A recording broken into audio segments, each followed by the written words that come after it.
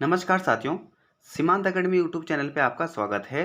तो साथियों, हमारा विषय चल रहा भारतीय संविधान और संविधान पे आज हमारे पास भाग 4 जिसपे कि राज्य के नीति निर्देशक तत्वों का उल्लेख दिया गया है, जिसको शॉर्ट फॉर्म में क्या बोला जाता है, डीपीएसपी कहा जाता है, यानी directive principle of state policy कह सकते हैं।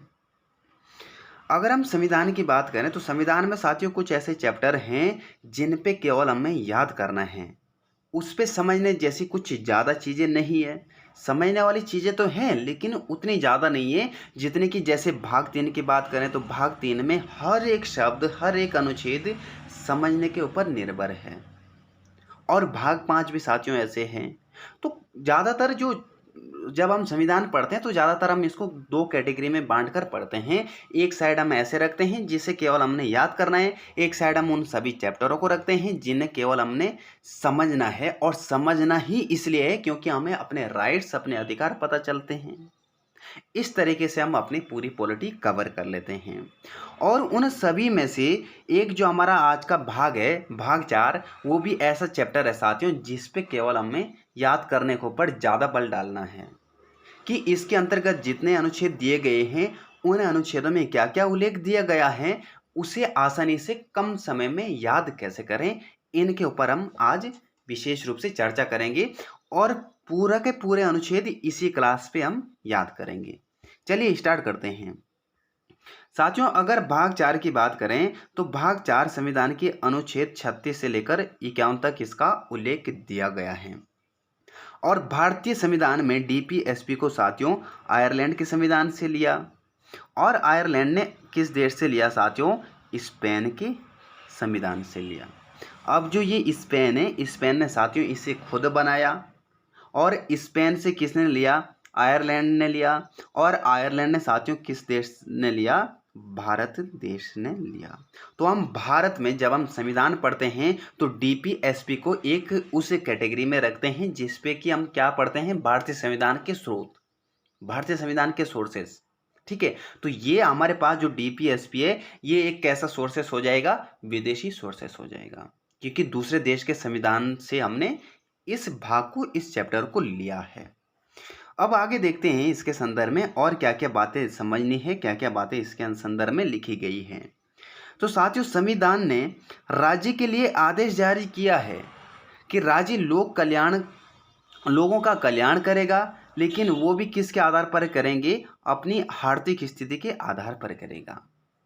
जब ये डीपीएसपी बनाया गया तो उसमें उस समय से ही ये स्पष्ट कर दिया था कि संविधान ने उस समय ही राज्य के लिए ऐसे आदेश दे दिए थे कि आप लोगों के कल्याण करेंगे, लेकिन किसके आधार पर करेंगे लोगों का कल्याण? अपनी आर्थिक स्थिति के आधार पर करेंगे। अब ये सारी चीज़ें क्या है, ये आपको जब हम क्रमबद्ध रूप से सभी अनुच्छेदों को पढ़ेंगे तो आपको स्वतः ही समझ में आने लगेगी कि जब संविधान ने राज्य के लिए आदेश दिया तो राज्य किसको बोला जाता है? पूरे संपूर्ण भारत को बोलते हैं या प्रांत के लिए बोलते हैं? जैसे उत्तराखंड, उत्तर प्रदेश, हिमाचल प्रदेश, या उनके लिए आदेश हैं या संपूर्ण भारत के लिए आदेश हैं? तो यहाँ पर पहले ही आप इसको क्लियर कर लें कि जब संविधान ने आदेश दिया, ये राज्य का मतलब किससे है साथियों? ये संपूर्ण भारत से हैं, एक राष्ट्र से हैं। अब इसी के संदर्भ में अन्य क्या क्या बातें आपको ध्यान रखनी है कि डॉक्टर अंबेडकर साहब ने क्या बोला कि जो राज्य का निर्देशक तत्व है ये एक संविधान की कैसी विशेषता है साथियों? अनोखी विशेषता है। क्वेश्चन कैसे ही भी आ सकता है कि ये कथन किसने कहा कि जो डीपीएसपी है ये संविधान की अनोखी विशेषता है? केटी शाह ने, भीमराव अंबेडकर ने, गांधी जी ने, पंडित नेहरू ने। तो इस तरीके से आपको ये सारी बातें भी ध्यान रखनी है। उसके बाद केटी शाह ने कहा कि जो डीपीएसपी है ये एक इस प्रकार का चेक है जो बैंक अपनी सुविधा के अनुसार अदा करती है। बैंक सुविधा के अनुसार इस प्रकार से कि बैंक कस्टमर को उतना ही चेक देती है जितना कि उसके अपने पास फंड हो या अपने पास उसके पास पैसे हो। इस तरीके से डीपीएसपी भी काम करता है कि जो राज्य हैं यानी सरकार है, सरकार लोगों के लिए उतना ही काम करेगी जितना कि उसके पास अपने पास होगा। अपनी आर्थिक स्थिति उसकी मजबूत है या मजबूत नहीं है, उसके आधार पर ही वो लोगों का कल्याण करेगी, लोगों का विकास करेगी। चलिए अब देखते हैं, सभी अनुच्छेदों का अध्ययन करते हैं बारी बारी से, जिनमें पहला है हमारे पास अनुच्छेद 36। अनुच्छेद 36 में साथियों राज्य की परिभाषा दी गई है, लेकिन डीपीएसपी के संदर्भ में। आपको कुछ भी याद नहीं रखना, आपसे नहीं पूछा जाएगा कि राज्य की परिभाषा क्या होती है। अगर आप कॉम्पिटिटिव एग्जाम की तैयारी कर रहे हैं तो आपको सीधा ध्यान क्या रखना है कि अनुच्छेद 36 में क्या दिया गया है, राज्य की परिभाषा दी गई है, काम खत्म। आपको सिर्फ इतना ही यहाँ पर याद रखना है। उसके बाद अनुच्छेद 37 है। अनुच्छेद 37 में क्या दिया गया है साथियों कि इस अनुच्छेद के तहत भाग 4 में दिए गए उपबंधों को किसी भी न्यायालय में आप चुनौती पेश नहीं कर सकते। तो पहले तो मैं साथियों एक चीज़ यहाँ पर क्लियर करा दूँ कि जो मैं यहाँ पर कलर में लिखवा रहा हूँ, यहाँ पर जो आपके पास ये कलर में हेडिंग होगी, ये सभी ऐसी हेडिंग रहेगी, सभी अनुच्छेद में ऐसी हेडिंग होगी जिसको केवल आपने याद करना है। और जो बाकी यहाँ पर विस्तार से जानकारी मिलेगी, ये पढ़ना, ये जानना भी जरूरी है, लेकिन याद कितना करना है वो मैं आपको इस अनुच्छेद में सारी चीज़ें बताता चलूँगा कि आपको सिर्फ ये याद करना है और इस पे पढ़ना कितना है वो तो सारी चीज़ें हमने ऐड करनी होती है, क्योंकि संविधान ऐसा विषय है जिस पे से केवल एक शब्द भी हम स्किप नहीं कर सकते और एक शब्द भी हम अपनी तरफ से नहीं ऐड कर सकते हैं। जो चीज़ें लिखी गई हैं उन्हीं चीज़ों को हमने पढ़ना है। आपके बुक में भी वही है, मेरे बुक में भी वही है, लेकिन याद क्या करना है और कितने याद करने से आपका काम चल सकता है, आप पेपर में आसानी से उसके जवाब दे सकते हैं, उतनी चीज़ों को मैं यहाँ पर बताता चलूँ। उसके बाद है अनुच्छेद 38। अनुच्छेद 38 में साथियों क्या है कि राज्य लोक कल्याण की अभिवृद्धि के लिए सामाजिक व्यवस्था बनाएगा। सामाजिक व्यवस्था जैसे लोक कल्याण की अभिवृद्धि के लिए सामाजिक, आर्थिक, राजनीतिक न्याय द्वारा सामाजिक व्यवस्था का गठन करेगा। वो इस प्रकार से कि राज्य ये भी कदम उठाएगा कि जो समाज हमारा, उस समाज में अधिक से अधिक वो शांति स्थापित करें, ऊंच नीच जैसी भावना न रहें, या समाज आपसी विवाद में ना फंसे। वहाँ पर वो सारा निपटारा किसके हाथ में रहेगा, सारा निपटारा कौन करेगा, राज्य करेगा। राज्य क्या करेगा, ऐसी व्यवस्था स्थापित करेगा। और आर्थिक स्थिति में भी साथियों जैसे राज्य क्या करता है कि जो बीपीएल वाले रहते हैं ना, उनको मुफ्त में राशन देता है, 2 रुपये किलो, 3 रुपये किलो। तो यहाँ पर भी ऐसी व्यवस्था करेगा कि जो निम्न तबके के लोग हैं, जो गरीब लोग हैं, उनको कुछ ऐसी सहायता देगा कि जो वो भी अपना जीवन यापन आसानी से कर सकें। तो ये भी एक कदम राज्य उठाएगा। और राजनीतिक में भी ये रहेगा कि जो उच्च वर्ग के लोग हैं या जो संपन्न लोग हैं वो निम्न वर्ग के लोगों का शोषण न कर लें, या इस प्रकार की यहाँ पर भिन्नता या असमानताएं देखने को ना मिलें। यहाँ पर भी राज्य पूरा का पूरा प्रयास करेगा, यहाँ पर भी राज्य कदम उठाएगा। अब इसके साथ साथ आपको यहाँ पर याद क्या करना है कि जो अनुच्छेद 38 है, अनुच्छेद 38 में केवल आपको ये ध्यान रखना, सामाजिक व्यवस्था का गठन की बात की गई है अनुच्छेद 38 में। अनुच्छेद 36 में क्या है, राज्य की परिभाषा। अनुच्छेद 37 में क्या है, आप न्यायालय में चुनौती पेश नहीं कर सकते। अनुच्छेद 38 में क्या है, सामाजिक व्यवस्था का गठन। इतने आपको 3 पॉइंट ध्यान रख। उसके बाद आगे देखते हैं अनुच्छेद 39। अनुच्छेद 39 में जैसे जीविका के प्रत्येक साधनों पर अधिकार, राज्य देश के सभी भौतिक साधनों के स्वामित्व और नियंत्रण की ऐसी व्यवस्था करेगा कि अधिक से अधिक सार्वजनिक हित में हो सके। इसका अर्थ साथियों कि राज्य के जो भी साधन है, जैसे सोना, चांदी, कोयला, पानी के कुएं आदि पर प्रत्येक नागरिक का अधिकार होगा। कहने का तात्पर्य सीधा ये है कि जैसे सार्वजनिक कुएं हो जाते हैं ना पानी के, वहाँ पर ऐसा नहीं होगा कि उच्च वर्ग के लोग उसमें पानी पी सकते हैं, पानी भर सकते हैं, निम्न वर्ग के लोगों को वहाँ पर अधिकार नहीं है। तो सीधा सा मतलब यहाँ से ये समझाया गया है कि जितनी प्राकृतिक यहाँ पर प्राकृतिक चीज़ें हैं या सार्वजनिक चीज़ें हैं, उन सभी के ऊपर सभी नागरिकों का समान अधिकार होगा। ये राज्य यहाँ पर कदम उठाएगा। जैसे यहाँ पर मैं एक उदाहरण जरूर लेना चाहूँगा, डिस्कस करना चाहूँगा, जैसे सोना। अगर हम सोने की बात करें तो ये खानों से निकाला जाता है, खुदाई करके निकाला जाता है। फिर भी आपके मन में एक सवाल उठ रहा होगा कि जब हम इसका 1 तोला खरीदते हैं तो 40-50 हज़ार का मिलता है।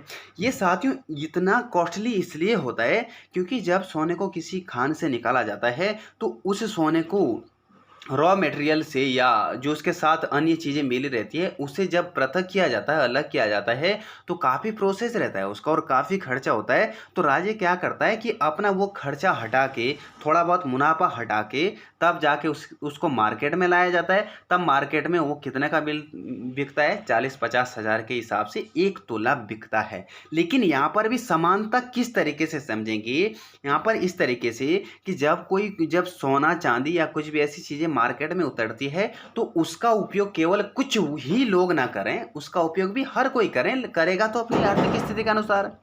कोई संपन्न है तो ज़्यादा खरीदेगा, कोई संपन्न नहीं है तो कम खरीदेगा। तो यहाँ पर कहने का मतलब ये है कि जितने भी भौतिक साधन हैं उन सभी पर सभी नागरिकों का समान अधिकार होगा, ऐसा राज्य साथियों कदम उठाएगा। जिस पे आपको अन्य बातें क्या क्या ध्यान रखनी है, राज्य प्रत्येक स्त्री व पुरुष को समान रूप से जीविका के साधन उपलब्ध कराएगा। जितने भी जीवन जीने के जरूरी साधन होते हैं वो सभी को बराबर रूप से उपलब्ध कराएगा, यहाँ पर भेदभाव जैसी स्थिति उत्पन्न नहीं कर सकता। और दूसरा बिंदु आपको क्या ध्यान रखना है, राज्य प्रत्येक नागरिकों को चाहे वो स्त्री हो या पुरुष हो, सभी के लिए समान कार्य के लिए समान वेतन देगा। अगर एक ही काम लड़का कर रहा है और वही काम लड़की कर रही है तो साथियों यहाँ पर क्या होगा, उनके लिए समान वेतन का प्रावधान किया गया है। राज्य ऐसा प्रयास करेगा। लेकिन आपको अनुच्छेद 39 से क्या ध्यान रखना है, अनुच्छेद 39 से आपको सिर्फ इतना ध्यान रखना है, भौतिक साधनों का समान वितरण उल्लेख किस में दिया गया है, 39 में दिया गया है। समान जीविका के साधन, ये उल्लेख भी किस अनुच्छेद में दिया गया है, अनुच्छेद 39 में दिया गया है। स्त्री और पुरुष के लिए समान वेतन, ये उल्लेख भी किस में दिया गया है, अनुच्छेद 39 में दिया गया है। तो आपको केवल यहाँ पर 3 बातें ही ध्यान रखनी है, ठीक है। उसके बाद आगे देखते हैं अनुच्छेद 39 का क। अनुच्छेद 39 का क साथियों बाद में जोड़ा गया है और इसमें क्या चीज़ें लिखी गई है, क्या उल्लेख दिया गया है, जैसे समान न्याय एवं गरीबों के लिए निःशुल्क विधि की सहायता उपलब्ध कराना। समान न्याय का सीधा सा मतलब ये हो गया कि व्यक्ति गरीब है या अमीर है या उच्च वर्ग का है या निम्न वर्ग का है, वो कोई मैटर नहीं रखता। अगर कोई दोषी है तो उसको उस दोष के हिसाब से सजा देंगे। वो अमीर है या गरीब है वो चीज़ें यहाँ पर मैटर नहीं रखती। इसी को क्या बोला जाता है साथियों, समान न्याय। अगर कोई व्यक्ति गरीब है, वो अपना वकील हायर नहीं कर सकते, तो सरकार क्या करेगी, सरकार ये प्रयास करेगी कि उसको एक सरकारी वकील प्रोवाइड कराएगी, सरकारी वकील देगी, और जो कि उस गरीब का या उस निम्न वर्ग के लोगों की वो वकील क्या कर सकें, केस लड़ सकें, ठीक है। तो यहाँ पर विधि की सहायता भी क्या करेगी साथियों, सरकार करेगी। उसके बाद आगे देखते हैं अनुच्छेद 40। अनुच्छेद 40 में क्या दिया गया है, ग्राम पंचायतों का गठन। आपको कुछ भी ध्यान नहीं रखना, अगर आप इतना ही ध्यान रखते हैं कि ग्राम पंचायत का गठन किस अनुच्छेद में दिया गया है तो ये आपका काम यहाँ से भी चल जाएगा। और जो साथियों ग्राम पंचायत है, ग्राम पंचायतों में क्या है कि राज्य ग्राम पंचायतों के गठन के लिए कदम उठाएगा और उन्हें उतने ही शक्ति प्रदान करेगी जिससे कि वह एक शासन इकाई में आ सकें। कहने का सीधा तात्पर्य ये है कि संविधान ने जब डीपीएसपी को बनाया या डीपीएसपी को अप्लाई करा तो जो ग्राम पंचायत का गठन किया गया है ना, उसके पास केवल उतने ही राइट देंगे जिससे कि वो एक शासन की इकाई व्यवस्था में रह सकें, सीमित शक्तियाँ दी गई है। तो अनुच्छेद 40 में कुछ नहीं ध्यान रखना, पंचायतों का गठन आपको ध्यान रखना है। उसके बाद है अनुच्छेद 41। अनुच्छेद 41 में क्या दिया गया है, कुछ दशाओं में काम, शिक्षा और लोगों को सहायता पाने का अधिकार है। इनमें क्या क्या चीज़ें दी गई है, इन चीज़ों को जानते हैं। राज्य अपनी आर्थिक साधनों के अनुसार विकास की सीमाओं के भीतर यह प्रयास करेगा कि सभी नागरिक अपनी योग्यता के अनुसार रोजगार पा सकें। नहीं तो अब वर्तमान की स्थिति साथियों ऐसी हो रखी है कि जो बीटेक वाला बंदा है या जो बीटेक कर चुका कोई भी व्यक्ति है वो भी साथियों 8-10 हज़ार की नौकरी करता है, उसकी योग्यता अनुसार उसे अब काम नहीं मिल रहा है। यहाँ पर हर स्थिति थोड़ी दयनीय है, खराब स्थिति है। नहीं तो यहाँ पर भी राज्य को पूरा ये सोचना चाहिए कि व्यक्ति की क्वालिफिकेशन क्या है, उसके अनुसार उसे रोज़गार प्रोवाइड करें, काम प्रोवाइड करें। तो ये चीज़ें तो रहती है, यहाँ पर ऊंच नीच तो आती रहती है। उसके बाद इसी में क्या है साथियों, बुढ़ापा, बीमारी और असमर्थ आदि दशाओं में सार्वजनिक सहायता प्राप्त कर सकें। वृद्धा पेंशन, विकलांग पेंशन आदि प्रावधान इसी में दिया गया है। यहाँ पर सीधा सा मतलब ये है कि जब आप अनुच्छेद 41 पढ़ेंगी, अनुच्छेद 41 पे आपको क्या ध्यान रखना है, योग्यता अनुसार रोजगार देना। एक बात आप ये ध्यान रखना, ये उल्लेख किस अनुच्छेद में दिया गया है, अनुच्छेद 41 में। विकलांग एवं वृद्धा पेंशन का उल्लेख किस अनुच्छेद में दिया गया है, अनुच्छेद 41 में। केवल दो बातें आपको याद करनी है और आपको कुछ भी याद नहीं करना। हो सके तो आप क्या करेंगे, इस वीडियो को दोबारा स्पीड में ही देखना सही, लेकिन आप कैसे देखेंगे, आप अनुच्छेद 36 से लेकर 51 तक क्रम से नंबर डालेंगे, अनुच्छेद लिखेंगे, उसके बाद एक एक बात सभी अनुच्छेदों के आगे आप नोट करते हुए जाएंगे और उन्हीं को ही याद करना है। जैसे हमने 36 में क्या पढ़ा था, राज्य की परिभाषा, अनुच्छेद 36 डालेंगे, सीधा आप क्या लिखेंगे, राज्य की परिभाषा। अनुच्छेद 37 डालेंगे, सीधा आप क्या लिखेंगे, न्यायालय में चुनौती पेश नहीं कर सकते। अनुच्छेद 38 में आप क्या लिखेंगे, सामाजिक व्यवस्था बनेगा। सीधा आप इस प्रकार से एक एक फैक्ट लिखते हुए जाएंगे, आपका काम यहीं से बन जाएगा और पूरा का पूरा अनुच्छेद आपको आसानी से याद हो जाएंगे। इसके बाद आगे देखते हैं साथियों, अनुच्छेद 42। अनुच्छेद 42 में क्या है, काम न्यायपूर्ण एवं उचित दशा तथा प्रसूति सहायता का अधिकार। प्रसूति सहायता का अधिकार, ये सारी चीज़ें क्या है, इन सभी चीज़ों को समझते हैं। तो यहाँ पर आप साथियों नोट करके विशेष रूप से ध्यान रखेंगे कि महिलाओं को प्रसूति के समय छुट्टियां दी जाती है। प्रसूति का मतलब कि जब महिला गर्भवती होती है या वो किसी बच्चे को जन्म देने वाली होती है, तो उस समय क्या होता है, किसी भी सरकारी विभाग में या किसी भी डिपार्टमेंट में वो महिला काम कर रही होती है, तो उसे क्या दिया जाता है साथियों, छुट्टियां दी जाती हैं। ऐसा कंपलसरी भी नहीं है, लेकिन राज्य ऐसी व्यवस्था करेगा, ऐसा विशेष रूप से करेगा। अगर राज्य ये चाहे कि हम नहीं दे रहे छुट्टी, तो आप हम तो क्या कर सकते हैं, हम तो न्यायालय भी नहीं जा सकते हैं। अगर कोई इतना मजबूर होगा, जॉब के लिए मजबूर होगा, तो उसे तब भी जाना ही पड़ेगा। लेकिन राज्य ऐसा भी नहीं है, ऐसे भी क्रूरतावादी शासन नहीं है, ठीक है। तो यहाँ पर कहने का सीधा मतलब ये है कि जब महिला गर्भवती रहती है, तो उस समय साथियों कुछ समय के लिए छुट्टियां दी जाती है, 3-4 महीने के लिए। और देश की धरोहर के लिए ये इसलिए दी जाती है क्योंकि जो बच्चा है ना, वो देश का भविष्य, देश का धरोहर है, उसके हित में दी जाती है, उसके परिप्रेक्ष्य में दी जाती है।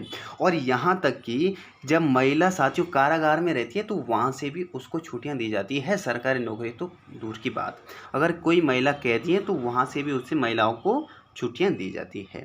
तो आपको क्या ध्यान रखना है, अनुच्छेद 42 में महिलाओं को प्रसूति सहायता बच्चों के भविष्य के हित में, केवल इतना ही ध्यान रखना है और आपको कुछ याद नहीं रखना। उसके बाद है अनुच्छेद 43। अनुच्छेद 43 में क्या है, कर्मकारों के लिए निर्वाह मजदूरी एवं कुटीर उद्योगों को प्रोत्साहन देना।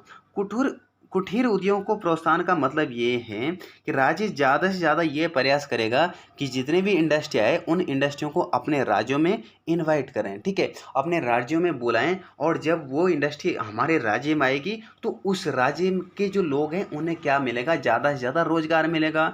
तो वो साथियों इन्वाइट किस तरीके से करेगी कि जितने भी उद्योगपति या जो भी उद्योगपति इच्छुक है किसी भी राज्य में जाने से, किसी भी राज्य में जाने के लिए इच्छुक है कि मैं इस राज्य में अपना बिजनेस कर सकता हूँ, धंधा कर सकता हूँ, तो राज्य ज़्यादा से ज़्यादा क्या सेवा कर सकती है कि भाई हमें आपके लिए 2-4 साल के लिए टैक्स मुक्त कर देंगे, आप हमारे राज्य में आके बिजनेस करें। और जब वो इंडस्ट्री उस राज्य में आएगी, तो वहाँ के लोग क्या करेंगे, रोजगार करेंगे। उनके लिए वर्कर्स भी चाहिए होंगे, साथ में तो वर्कर्स नहीं लाते, उनके लिए वर्कर्स भी चाहिए होते हैं, तो वहाँ के लोगों को क्या मिलेगा साथियों, रोजगार मिलेगा। तो कुटीर उद्योगों का प्रोत्साहन किस अनुच्छेद के तहत दिया गया है साथियों, अनुच्छेद 43 के तहत दिया गया है। दूसरा आपको ध्यान क्या रखना है कि जीवन यापन के लिए उचित वेतन, ये सारा उल्लेख किस में दिया गया है, अनुच्छेद 43 में। तो केवल दो बातें आप ध्यान रखेंगे। उसके बाद है साथियों अनुच्छेद 44। अनुच्छेद 44 में क्या उल्लेख दिया गया है, नागरिकों के लिए एक समान सिविल संहिता। समस्त राज्य क्षेत्र में नागरिकों के लिए एक समान सिविल संहिता प्राप्त करने का प्रयास करेगा। ये ध्यान रखेंगे, आपको केवल एक पॉइंट में ध्यान रखना है, नागरिकों के लिए एक समान सिविल संहिता यानी एक समान कानून, ये ध्यान रखेंगे। उसके बाद है अनुच्छेद 45। अनुच्छेद 45 में साथियों क्या है, राज्य बच्चों के लिए निःशुल्क एवं अनिवार्य शिक्षा का प्रबंध करेगा, जिसके अंतर्गत 1 से लेकर 6 वर्ष तक के बच्चों को रखा गया है। अगर आपने मेरी पहली वाली क्लास देखी, तो पहली वाली क्लास यानी भाग 3 पे हमने क्या पढ़ा था, 6 वर्ष से लेकर 14 वर्ष तक के बच्चों को किस कैटेगरी में रखा गया है साथियों? शिक्षा के संदर्भ में फंडामेंटल राइट्स की कैटेगरी में। अब राज्य का मन हो या ना हो, राज्य विवश है, मजबूर है, राज्य 6 से लेकर 14 वर्ष तक के बच्चों को किसी भी हालत में शिक्षा प्रोवाइड कराएगी, वो भी फ्री में। लेकिन यहाँ पर जो 1 से लेकर 6 तक है, यहाँ पर अगर राज्य को ऐसा महसूस होता है कि हमारी आर्थिक स्थिति ठीक नहीं है, तो ऐसा भी जरूरी नहीं कि वो प्रोवाइड कराएं ही कराएं। ठीक है, उसके बाद आगे देखते हैं अनुच्छेद 46। अनुच्छेद 46 में क्या है? अनुसूचित जातियों तथा अन्य जातियों दुर्लभ वर्गों की शिक्षा एवं अर्थ संबंधित हितों की अभिवृद्धि। राज्य SC ST तथा समाज के कमजोर वर्ग के शैक्षणिक एवं आर्थिक हितों की व्यवस्था करेगा। इस पे साथियों क्या है कि जो निम्न वर्ग के लोग हैं या पिछड़े वर्ग के लोग हैं, जैसे ST SC क्षेत्र हो गया और निम्न वर्ग के लोग हो गए, उनके जो बच्चे हैं उनको शैक्षिक क्षेत्र में क्या करेगा साथियों? आर्थिक सहायता करेगा, जिसके अंतर्गत साथियों छात्रवृत्ति आती है। जो स्कॉलरशिप लेते हैं ना, वो भी इसी के अंतर्गत आती है। तो सवाल कैसे ही पूछे जा सकते हैं, डायरेक्ट या इनडायरेक्ट, या जो सभी विद्यार्थियों को जो भी स्कॉलरशिप का फ़ायदा लेते हैं ST SC के या अन्य निम्न वर्ग के लोग, उस छात्रवृत्ति का उल्लेख किस अनुच्छेद में दिया गया है? तब आपका जवाब क्या रहेगा? 46 अनुच्छेद में। ठीक है, उसके बाद आगे देखते हैं अनुच्छेद 47। अनुच्छेद 47 में साथियों क्या है? पोषण स्तर व जीवन स्तर को ऊंचा करने और स्वास्थ्य में सुधार के लिए राज्य का कर्तव्य होगा। यहाँ पर सीधा सा मतलब ये है कि जो महिला गर्भवती होती है या महिला बच्चों को जन्म देती है, तो यहाँ पर जो BPL के दायरे में होते हैं ना, तो सरकार क्या करेगी? उस बच्चे को खाना प्रोवाइड कराएगी, कम से कम 2-3 साल तक कराती है शायद। तो जो ये इस प्रकार के जो प्लान होती है, इस प्रकार की जो स्कीमें होती है, वो इसी के अंतर्गत आती है। और राज्य इसी के साथ साथ ये भी प्रयास करेगा कि जो स्वास्थ्य हैं उन स्वास्थ्य का तो ध्यान रखेगा, अच्छी अच्छी चीज़ें प्रोवाइड करेगा खाने के लिए जो हेल्दी रहेगी। और यहाँ पर जो हमारे स्वास्थ्य के लिए ठीक नहीं है, जैसे हमारे कुछ जहरीली वस्तुएं रहती है, कुछ कीटनाशक दवाई रहती है, इन चीज़ों को भी लोगों से दूर करने का प्रयास करेगा। जैसे राज्य लोगों के जीवन स्तर पर स्वास्थ्य को सुधार में प्रयत्न करेगा तथा इसका उद्देश्य की पूर्ति के लिए औषधि वितरित करेगा। हानिकारक मादक पदार्थों का प्रतिबंध लगाएगा। जो भी हानिकारक दवाइयाँ रहती है या हानिकारक औषधियाँ रहती है, उन सभी चीज़ों को बेचने के लिए प्रतिबंध लगाएगा और ऐसी दवाइयाँ प्रोवाइड कराएगा जो कि उनके हेल्थ के लिए, स्वास्थ्य के लिए सही हो। तो क्या ध्यान रखेंगे इस पे कि राज्य हमारे जो स्वास्थ्य है उस स्वास्थ्य का ध्यान रखेगा। किस अनुच्छेद के तहत? अनुच्छेद 47 के तहत। उसके बाद है, और इस पे आपको ध्यान कुछ नहीं रखना, राज्य स्वास्थ्य सुधार के लिए प्रयत्न करेगा। ये किस पे? 47 पे। इतना ही ध्यान रखना और कुछ नहीं ध्यान रखना। उसके बाद है अनुच्छेद 48। अनुच्छेद 48 में क्या है? कृषि एवं पशुपालन का गठन। गाय व गाय के बछड़े के हत्या को रोकना तथा इसी अनुच्छेद के तहत मंदिरों पर पशु बलि पर रोक लगाई गई है। यहाँ पर सीधा आप एक शब्द में ध्यान रखना, पशु बलि पर रोक किस अनुच्छेद के तहत लगाई गई है? 48 के तहत लगाई गई है। ठीक है, वो चाहे फिर गो हत्या हो या किसी मंदिरों में अन्य पशु बलि की हत्या हो। किसी मंदिरों में पशु बलि नहीं चढ़ाई जाएगी या गो हत्या नहीं की जाएगी या बछड़े की हत्या नहीं की जाएगी। इस प्रकार की चीज़ें इसके अंतर्गत रखी गई है। और आप एक शब्द में कैसे ध्यान रखेंगे? पशु बलि पर रोक किस अनुच्छेद के तहत? इसका उल्लेख किस अनुच्छेद में है? अनुच्छेद 48 में है। उसके बाद अनुच्छेद 48 का क या अनुच्छेद 48 का ए बोलो या अनुच्छेद 48 का 1 बोलो। पर्यावरण संरक्षण व वन्यजीव सुरक्षा। इस अनुच्छेद के तहत हाथी परियोजना, टाइगर प्रोजेक्ट, नेशनल पार्क आदि को प्रोत्साहन देना है। राज्य क्या प्रयास करेगा कि जितने भी पार्क हैं, जितने भी टाइगर रिजर्व है या हाथी परियोजना हो जाएगी आपकी, या पर्यावरण धरोहर हो जाएगी, सभी ये जो। उसके बाद है अनुच्छेद 48। अनुच्छेद 48 का क देखेंगे कि क बोलेंगे इसको या अनुच्छेद 48 का ए या अनुच्छेद 48 का 1 बोलेंगे। इसमें क्या उल्लेख दिया गया है कि पर्यावरण संरक्षण व वन्य जीव सुरक्षा का गठन करेगी राज्य। वो इस प्रकार से इस अनुच्छेद के तहत जैसे हाथी परियोजना हो जाएगी, टाइगर प्रोजेक्ट हो जाएगा, नेशनल पार्क आदि को प्रोत्साहन देगा। जितने भी वन्यजीव विहार है जिनमें कि जानवरों को संरक्षित किया गया है, ये सभी साथियों इसी अनुच्छेद के तहत किया गया है। अनुच्छेद 48 के क के तहत किया गया है। तब चाहे हमारे पार्क हो जाएंगे, राष्ट्रीय पार्क हो जाएंगे, इस प्रकार की जितनी भी चीज़ें हैं। उसके बाद है अनुच्छेद 49। अनुच्छेद 49 में क्या है कि राष्ट्रीय स्मारक, ऐतिहासिक स्थानों व वस्तुओं का संरक्षण करना। जैसे कि हमारे ऐतिहासिक स्थल हो जाएंगे, पुरातात्विक स्थल हो जाएंगे, और कुछ एविडेंस हो जाते हैं ना जो बहुत पुरातन है, उन एविडेंस का संरक्षण करना भी किसी अनुच्छेद के तहत किया गया है, अनुच्छेद 49 के तहत। तो आप कुछ नहीं ध्यान रखना है इस पे भी, अनुच्छेद 49 पे केवल एक शब्द में ध्यान रखना है, ऐतिहासिक धरोहर का संरक्षण, बस। और उसके अलावा आपको कुछ भी ध्यान रखना। उसके बाद है अनुच्छेद 50। अनुच्छेद 50 में क्या दिया गया है कि कार्यपालिका तथा न्यायपालिका का पृथकीकरण। राज्य की लोक सेवाओं में न्यायपालिका को कार्यपालिका से पृथक करने का राज्य कदम उठाएगा। यहाँ पर सीधा सा मतलब ये है कि जो कार्यपालिका है ना साथियों, कार्यपालिका इंटरफेयर नहीं करेगी न्यायपालिका के कामों में, बिल्कुल भी नहीं। जो इसका डिसीजन है वो इसका है, वो नियम के अनुसार संविधान के अकॉर्डिंग अपना डिसीजन सही देते हैं, लेकिन कार्यपालिका यहाँ पर इंटरफेयर नहीं करेगी, ये अपना स्वतंत्र रूप से काम करती रहेगी। इसीलिए इसमें जो पृथक करने की व्यवस्था है वो इस प्रकार से कि इसकी डायरेक्शन इस तरह है, ये अपना संविधान के अनुसार इस डायरेक्शन में अपना काम कर रही है और करती आ रही है।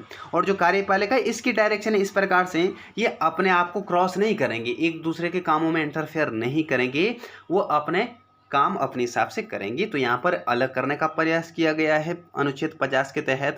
उसके बाद अनुच्छेद 51 के तहत साथियों क्या है, अंतर्राष्ट्रीय शांति एवं सुरक्षा की अभिवृद्धि।